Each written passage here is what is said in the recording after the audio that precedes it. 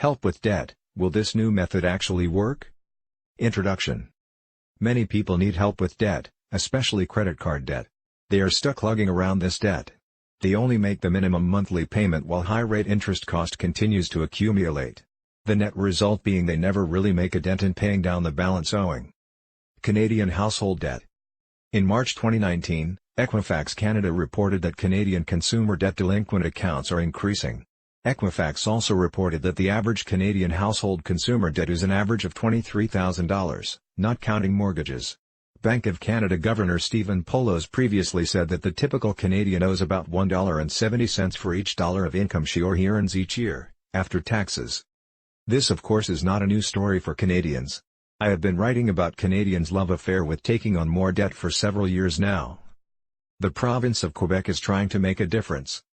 On November 15, 2017, Quebec's Bill No. 134, an act mainly to modernize rules relating to consumer credit and to regulate debt settlement service contracts, high-cost credit contracts and loyalty programs, came into force. On August 1, 2019, certain aspects of this legislation, aimed at trying to curb credit card debt in Quebec, come into force. Now in Quebec, brand new charge card accounts opened up need the minimum monthly payment to be increased to 5% of the balance owing on those brand new credit cards. For cards issued before August 1, 2019, cardholders will continue being required to pay a minimum of 2% of the outstanding balance. They have until 2025 to begin paying the new minimum of 5%. However, the minimum payment limit each month will be increased by half a percentage point annually after August 1, 2020, up until it gets to the 5% level. Consumer advocates feel that other provinces will be viewing carefully what Quebec is doing. The Quebec government obviously believed that debt issues is an essential problem in Quebec that needed to be addressed. Will it work?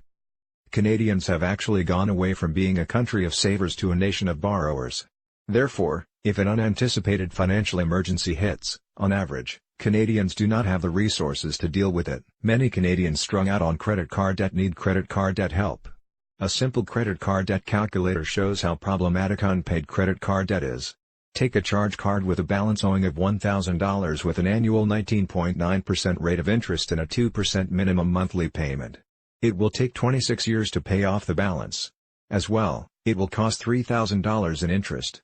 All this with an original balance of $1,000. If the minimum monthly payment increases to 5%, that same credit card balance of $1,000 will take 6 years to pay off with $442 of interest. So you can see what the province of Quebec is trying to achieve for its citizens. The arithmetic of course works. However, the issue is not one of arithmetic. Better arithmetic won't save Canadians who go into debt they cannot repay. If their budget does not allow them to pay more than a minimum of 2% each month, where will the extra money come from? Wage growth is stagnant and family expenses rise each year. The Quebec government feels that having its people experience short-term pain for long-term gain will work. As noble and well-intentioned this Quebec Bill 134 is, it does not appear that it has thought through what the real consequences will be. Will it help Quebecers reduce their household debt faster? How will people who can only afford to pay a minimum monthly amount of 2% find the money to pay the higher amount? For Quebecers in debt, it deserves asking if this sort of change in policy will really help the people? Or, will it speed up the rate at which people in Quebec will have to make an insolvency filing, be it a consumer proposal or bankruptcy? Has Quebec tackled the real issue? High credit card debt is plainly a difficult situation for many. Time will tell exactly how effective a technique it is to raise the minimum monthly payment to 5% on a charge card will be. What Quebec is doing is a step in the right direction, but it may not be one of the best high household debt solutions. But I am disappointed that it was not coupled with the requirement for better financial education and financial literacy. In my opinion, it would have been much more impressive for Quebec to have at the same time developed simple online financial education tools for its citizens and trying to combat the problem of too much debt. What is really needed is to teach people that paying only the minimum monthly balance increases the cost of paying off the balance. Ideally, people need to adjust their household budget to be able to pay the full balance off every month. Financial education was never on any curriculum. For many Canadians, proper money management and budgeting had not been a large subject in their house growing up. They get to college or university and they obtain that bank card.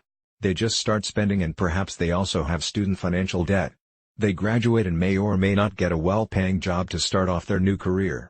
Then life takes place and living costs increase.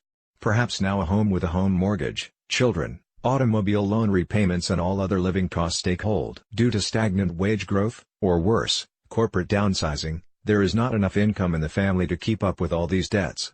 Now all you can do is make minimal payments. To avoid this mess in the first place, people need to be taught basic budgeting skills. People need to understand that a household cannot spend more money than is earned, after income tax. The concept of having an emergency savings funds is also necessary.